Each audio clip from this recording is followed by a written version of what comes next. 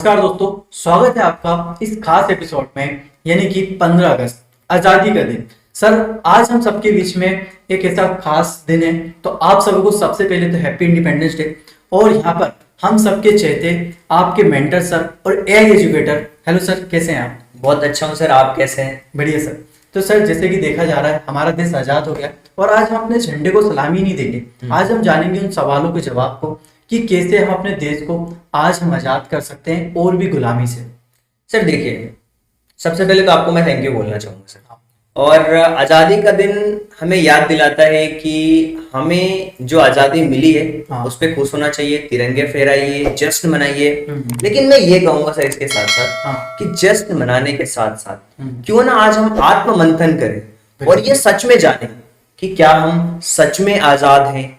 Sir, देखा जाए तो आज के दिन हर स्कूल कॉलेज में अलग अलग एजुकेशन सेक्टर में हर जगह तिरंगा, हर घर तिरंगा फहराया जा रहा है। आज़ादी का एक बहुत बड़ा उत्सव बनाया जा रहा है।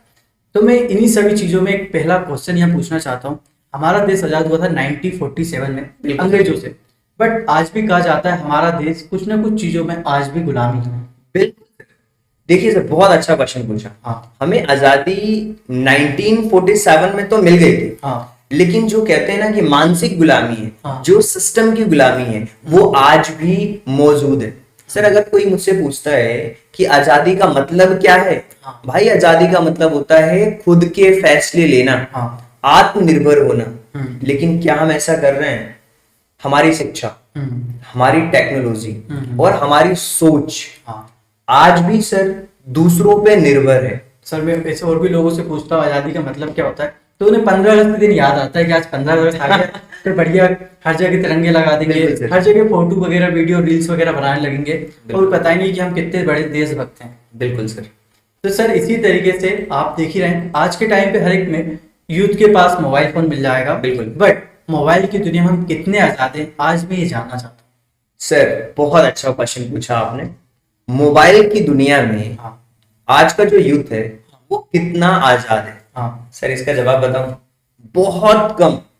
सोचिए, खुद सोचिए सर। गूगल पर हम सवाल पूछते हैं, फेसबुक, इंस्टाग्राम, स्नैपचैट, इन सारी चीजों पे वक्त बिताते हैं। व्हाट्सएप पे उसमें इंक्लूड कर लीजिए। और इसके साथ साथ जो ट्विटर है उस पे बहस करते हैं, जो अब एक्स बन चुका है, और लोग उस पे अपनी राय रखते हैं। और एक खास बात बताऊं, इसमें से कोई सी भी एप्लीकेशन इंडिया की नहीं है। हम पूरी तरीके से जो डिजिटल जिंदगी जी रहे हैं ना, वो जो विदेशी कंपनियां हैं उनके सर्वर पे कैद हो गई है। और ये है एक नई गुलामी, जहां हथकड़ियां नहीं दिखेंगी सर आपको, लेकिन आपका जो दिमाग है ना वो बधा हुआ है। मतलब सर कि उन लोगों ने हमारे माइंड को इस तरीके से बांध दिया है कि हम कुछ सोच ही नहीं पा रहे हैं, टेक्नोलॉजी के बारे में कुछ समझ ही नहीं पा रहे हैं। बिल्कुल बिल्कुल सर। तो सर, इसी तरीके से अगर कहा जाए, डेटा जो आज का हमारा बहुत इंपॉर्टेंट हो गया, क्या उससे भी हमारी आजादी जा रही है? बिल्कुल जा रही है सर। और किसी ने कहा था, इंडिया के बहुत बड़े बिजनेसमैन, उन्होंने कहा था data is a new oil. और सर, जो हमारा डेटा है ना वो सच में आजादी छीन रहा है। जो डेटा की ताकत है उसका एक सिंपल सा मैं एग्जांपल देता हूँ। मान लीजिए सर, आपने अपने बारे में पूरी इंफॉर्मेशन पब्लिक कर रखी है और इसके बारे में मुझे सब कुछ पता है, तो समझ रहे हो, मैं आपको कंट्रोल करूंगा। यानी कि जो डेटा की ताकत है, जिसके पास में डेटा है, वो फ्यूचर को आगे चल के कंट्रोल करेगा। लेकिन सर, बड़े ही अफसोस के साथ कहना पड़ेगा कि भारत का जो डेटा है वो भारत के हाथों में ही नहीं है, क्योंकि हम अपने सर्वर पे कुछ काम ही नहीं कर रहे हैं। सारी की सारी जो विदेशी कंपनियां हैं उनके सर्वर पे हम काम कर रहे हैं। बिल्कुल सर, जैसे देखा जाता है किसी को कुछ क्वेश्चनिंग जानना रहता है, गूगल करता है और कुछ डिटेल अपनी दे देता है, तो वहां भी कुछ ना कुछ डेटा जा रहा है। बिल्कुल सर, और अपने सर्वर पे नहीं है ना सर। तो यहाँ पे प्राइवेसी की बहुत बड़ी प्रॉब्लम आ रही है सर। बिल्कुल सर। और मुझे लगता है कि सर कहीं ना कहीं हम डिजिटल गुलामी की दुनिया में हैं, जो आपको एक फील करा सकती है कि आप आजाद हैं, लेकिन एक्चुअल में आप आजाद नहीं हैं। और सर, आज के टाइम पे तो लोग इतने एडिक्ट हो गए उस चीज के कि उसके बिना रह ही नहीं सकते। आप एक कोई सा मोबाइल फोन नहीं मिलेगा जिसमें सोशल मीडिया ही ना हो। सर, मैं वही तो बोल रहा हूँ कि जो हमारा जो यूथ है उसको एक सही डायरेक्शन की जरूरत है अभी के टाइम पे। बिल्कुल। चलिए सर, ये तो हमने बात करी टेक्नोलॉजी की। अब इसमें हम बात करते हैं हमारे सिस्टम की, कि हमारे सिस्टम की असली आजादी क्या है। सर देखिए, मतलब आपका कहना ये है कि सर आप क्या ऐसा मानते हैं कि जो हमारी न्याय व्यवस्था है हाँ वो हमें आगे बढ़ने से कहीं ना कहीं रोक रही है? हाँ सर देखिए, बिल्कुल इंडिया में सर बहुत सारे हजारों ऐसे आपको केसेस मिल जाएंगे जिसमें भारत में जो न्याय व्यवस्था है वो बहुत देरी से मिलता है उसका। बहुत सारे ऐसे केस हैं जिसमें 20-20, 30-30 साल तक एक एक पीढ़ियां गुजर जाती है सर उसके फैसले आने में। और सर महिला सुरक्षा अभी भी अधूरी है। हाँ जो 50% आबादी है हाँ वो अपने आप को सेफ फील नहीं कर पा रही है। बिल्कुल। यानी कि आजादी का मतलब सिर्फ ये नहीं हुआ कि सर हमें अंग्रेजों से छुटकारा मिल गया, हाँ। बल्कि इंडिया का हर एक नागरिक सुरक्षित महसूस करे ताकि वो अपने कंट्री के लिए कुछ कर पाए। बिल्कुल। और जब तक ये न्याय व्यवस्था, हाँ सुरक्षा व्यवस्था ये मजबूत नहीं होगी तब तक हम कह सकते हैं सर की जो आजादी है ना वो अधूरी है। मतलब सर कि हमारा जो न्याय सिस्टम जो है बहुत ही स्लो चल रहा है। बिल्कुल, इसके बारे में हमें चेंजेस करना चाहिए क्योंकि आज का टाइम एआई चीज आ गई है, टेक्नोलॉजीज बढ़ती जा रही है। 3G से कहाँ हम 5G तक पहुंच गए और 6G की तैयारी चल रही है। बिल्कुल 7G 8G में पहुंच रहे हैं सर हम। और सर इसी तरीके से अदर कंट्री को हम देखा जाते हैं, बहुत ही अंतर यहाँ पे आता है। सर इसके पीछे का कारण ये है कि कहीं ना कहीं जो हमारा यूथ है वो भटक रहा है। हाँ, एक सही डायरेक्शन नहीं मिलने के कारण ये सब चीजें हमसे बहुत पीछे हो रही हैं। बिल्कुल बिल्कुल सर। सर अब इसी के साथ हम बात करने वाले हैं हमारे युवा, यानी कि आज का जो यूथ है वो देश का एक फ्यूचर है। बिल्कुल सर। और वो कैसे इस आजादी का सही तरीके से यूज कर रहा है। सर बड़े ही अफसोस के साथ मैं आपको बताना चाहूंगा ये ओके। कि जो हमारा देश का यूथ है एज ए एजुकेटर बहुत सारे स्टूडेंट से मिलते हैं, चाहे वो सेमिनार हो, कॉलेज हो, स्कूल हो, पेरेंट्स मीटिंग हो, पेरेंट्स से भी बात करते हैं, हाँ यूथ से भी बात करते रहते हैं। और जो हमारा युवा है उसके पास में सर एनर्जी बहुत है, हाँ पर मैंने बताया ना आपको डायरेक्शन की कमी है। हाँ और हमारा जो यूथ है वो रील्स में अपना समय बर्बाद कर रहा है, गेमिंग में बर्बाद कर रहा है, बैटिंग एप्स में बर्बाद कर रहा है। और सर अगर कोई कहता है ना कि कंट्री बदलनी चाहिए, सर कंट्री बदलती है आपके थॉट प्रोसेस से। हाँ यूथ के अंदर वो थॉट प्रोसेस चाहिए, लेकिन आज का युवा जो है ना वो एक स्क्रोलिंग मशीन बन चुका है। मोबाइल फोन स्क्रॉल कर रहा है और ये खतरनाक है सर, क्योंकि जिस देश का यूथ सो जाता है हाँ उस देश का भविष्य भी सो जाता है। हाँ सर, अगर और भी हम कंट्री की बात करें, जैसे चाइना को देखा जाता है कि वो टेक्नोलॉजी में आगे बढ़ रहा है, नए नए AI टूल्स भी लेके आ रहा है। और ज़्यादातर हम फॉरेन ऐप्स की बात करें तो बहुत सारे ऐप जो है ना चाइनीज ऐप आते हैं, बट हमारे इंडिया में क्यों ऐसे ऐप नहीं बनते हैं? सर सबसे पहली बात तो जो अपब्रिंगिंग है ना, जो इन्वायरमेंट है हाँ वो उस तरीके का नहीं हो पा रहा। आप खुद सोचिए सर, हम कहते हैं ना हम आजाद हैं, सर आप देखना अपने आसपास अपने इलाके मोहल्ले में देखना सर। मैं अपना खुद का एग्जांपल देता हूँ सर। मैं फर्स्ट क्लास से 8th क्लास तक पढ़ने गया, हाँ 1 से 1.5 किलोमीटर तक हमारा स्कूल था। हाँ एक छोटे से गांव से मैंने अपनी पढ़ाई करी है बिल्कुल। सर। मुझे कोई भी पेरेंट छोड़ने नहीं गया आज तक, मैं खुद अकेले जाता था। और आज आप खुद देखिए सर, सिटीज में गांव में भी पेरेंट्स इतना पैम्परिंग कर रहे हैं बच्चे को, वो सेल्फ डिपेंडेंट होने नहीं दे रहे हैं। वो ले जा रहे हैं, गाड़ियां आ रही हैं उसको ले जा रही है, वो जरा सा भी कुछ पैदल जा नहीं पा रहा है, कुछ कर नहीं पा रहा है। प्रेयर होती है आधे घंटे की, उसको चक्कर आ जाते हैं। ये तो माइंड उतना डेवलप नहीं हो पा रहा है ना फिर। बिल्कुल। तो कहीं ना कहीं अगर उनको इंडिपेंडेंट छोड़ोगे थोड़ा बहुत, तो वो सेल्फ कॉन्फिडेंट तभी फील कर पाएगा। ये नहीं कि मम्मी उनको छोड़ने भी जा रही है, लेने भी आ रही है। हाँ दूर है समझ आता है, लेकिन अगर पास में घर है, 5 कदम 10 कदम पे स्कूल है आपका, 10 मिनट 15 मिनट का रास्ता, थोड़ा सा उसको ब्रेक दो, छोड़ो कि आप खुद भी जा पाए। थोड़ा सेल्फ डिपेंड बनाओ, सेल्फ डिपेंडेंट बनाओ सर, नहीं तो आगे चल करके बहुत दिक्कतें होने वाली है इस यूथ के साथ में सर। तो सर जैसे कि आपने बताया कि आज का यूज है ना थॉट प्रोसेस के ऊपर चल रहा है, तो यहाँ पे मुझे लगता है सर असली लड़ाई जो है वो सोच की। बिल्कुल सर। ये जो गुलामी है ना सर, हाँ गुलामी की जो सबसे बड़ी जंजीर है हाँ। वो हमारे दिमाग में होती है। हाँ अगर हम अपनी सोच बदल लें तो हम कह सकते हैं कि तभी हम सच में आजाद हो पाएंगे सर, नहीं तो मुश्किल है सर। मुश्किल है, क्योंकि लोगों की बहुत तरह की थिंकिंग रहती है। उनका बस ये लगता है कि मोबाइल मिल गया मतलब पूरी दुनिया मिल गई है। बिल्कुल सर। अब वो उससे बाहर निकलना ही नहीं चाहते हैं, उन्हें बाहर की दुनिया समझी ही नहीं है। उन्हें लग रहा है पूरी दुनिया मोबाइल के अंदर तो है। बिल्कुल सर, वो पूरी की पूरी दुनिया मोबाइल को ही समझ रहे हैं। हाँ, तो चलिए सर अब हम बात करने वाले हैं करंट इशू जो आज के टाइम पे चल रहा है, वो ये है बेरोजगारी।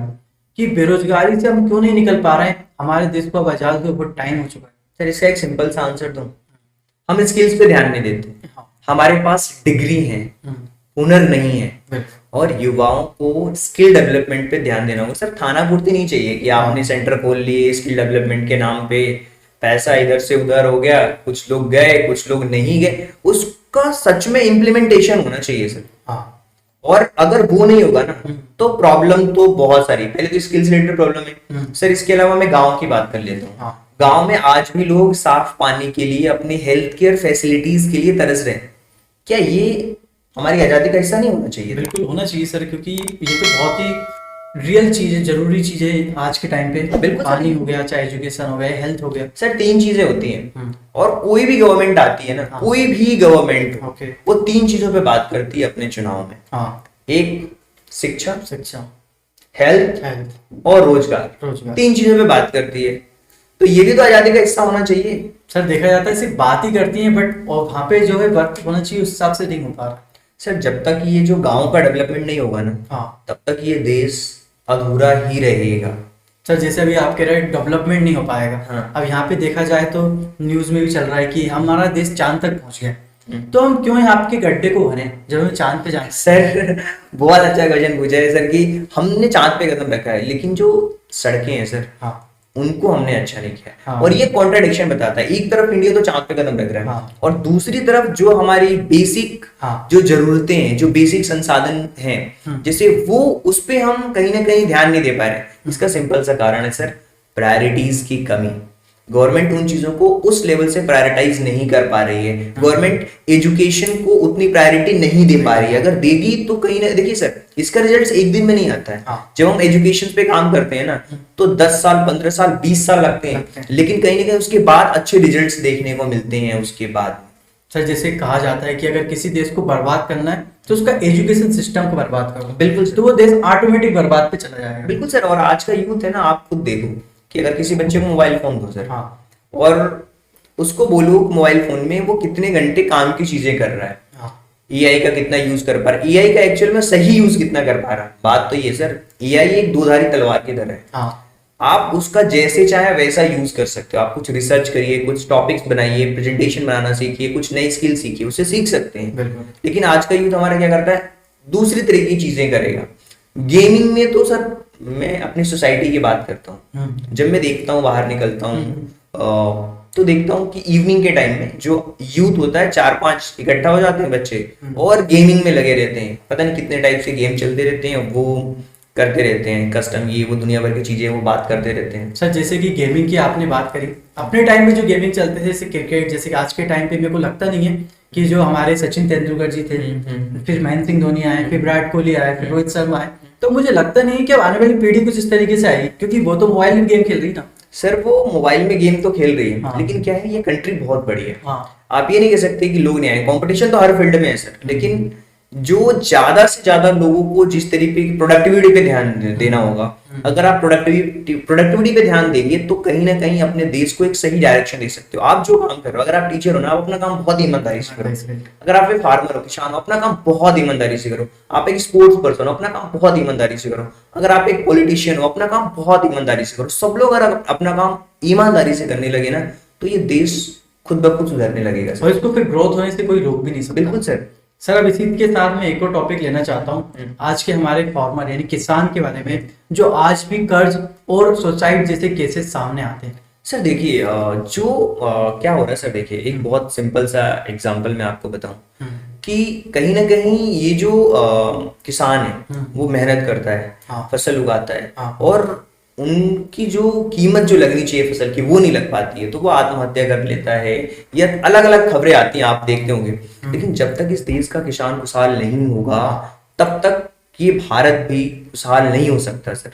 बिल्कुल राइट बात कही सर आपने, क्योंकि हमें इन सब चीजों पे ध्यान देना होगा। बिल्कुल सर। और सर इसी के साथ मैं जानना चाहता हूँ कि ये सब हमने बातें करी हैं, तो इन सब का रास्ता क्या हो सकता है जो हमारे देश के हर एक पर्सन को करना चाहिए ताकि हमें असली आजादी मिल सके? सर देखिए, सजेशन, सुझाव, मैं भारत का नागरिक हूँ, और एक भारत का नागरिक होने के नाते अपनी तरफ से मैं 3 सुझाव देना चाहूंगा सर। पहली चीज, आपको जो टेक्नोलॉजी की सबसे पहले हमने बात करी, तो टेक्नोलॉजी में आपको सेल्फ डिपेंडेंट बनना होगा। अपने टूल्स, अपने खुद के प्लेटफॉर्म चाहिए। और दूसरी चीज, सिस्टम में सुधार करना होगा। तेज न्याय व्यवस्था, सुरक्षित इन्वायरमेंट, ओके। वैसी समाज चाहिए हमें। और तीसरी जो सबसे बड़ी चीज जिसपे सबसे ज्यादा काम करने की जरूरत है, जो युवा है उसके अंदर एक मानसिक क्रांति की शुरुआत करनी होगी, स्किल्स पे ध्यान देना होगा, प्रोडक्टिविटी पे ध्यान देना होगा। ये हमारी जिम्मेदारी होना चाहिए। 3 प्रायोरिटी होनी चाहिए, टेक्नोलॉजी पे ध्यान दो, सिस्टम सुधार करो और युवाओं के अंदर क्रांति लाओ, प्रोडक्टिविटी की, स्किल्स की। ये जिम्मेदारी हमें समझनी होगी सर। बिल्कुल सर। तो सर इसी के साथ हमें ये चीज़ समझनी है, और यहाँ पे अगर देखा जाए तो हमारा देश को इन सब चीज़ों पर अगर ध्यान देगा ना, तो कहीं ना कहीं वो अच्छी तरीके से और भी देशों को पीछे कर सकता है। बिल्कुल सर। और मुझे लगता है कि सर कि जो 15 अगस्त, अगर आज हम ये प्रण लें और ये 3 जो मेन सुझाव हैं इन पे गवर्नमेंट काम करना चालू कर दे, तो कहीं ना कहीं आने वाली पीढ़ी ये कह सकती है कि अगर ये 3 काम हो गए तो आने वाली पीढ़ी ये कह सकती है कि हाँ यार, हम सच में आजाद हैं। और सर मैं ये कहना चाहता हूँ, ये हमारी जिम्मेदारी है जिसे हमें हर दिन निभाना होगा। हमें हर बार अपने आप से पूछना होगा कि हम सच में आजाद हैं। अगर जवाब आता है नहीं, तो आपको अपने खुद की बदलाव आज से करनी होगी, और शुरुआत आपको खुद से करनी होगी। बिल्कुल सर। अगर आप खुद से क्वेश्चन पूछे, क्या हम सच में आजाद हैं, और ये जवाब आ रहा है नहीं, तो इसका मतलब हमें बहुत काम करने की जरूरत है, हमें प्रोडक्टिव होने की जरूरत है, हमें स्किलफुल होने की जरूरत है।